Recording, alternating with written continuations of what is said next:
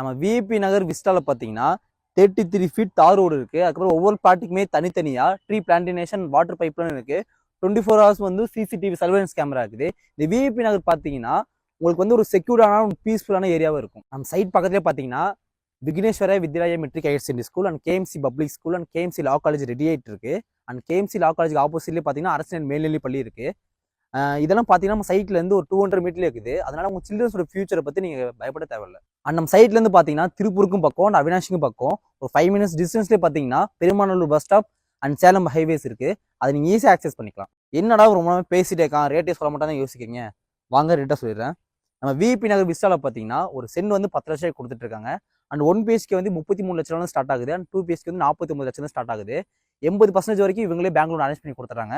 அதுவும் பார்த்தீங்கன்னா திருப்பூர் வந்து பார்த்தீங்கன்னா ஒன் ஆஃப் த லீடிங் சிட்டியாக டெவலப் ஆகிட்டு இருக்கு. அதனால வந்து உங்களோட அமௌண்ட் வந்து நீங்கள் இங்கே இன்வெஸ்ட் பண்ணும்போது ரீசேல் வேல்யூ வந்து ரொம்பவே அதிகமாக இருக்கும்.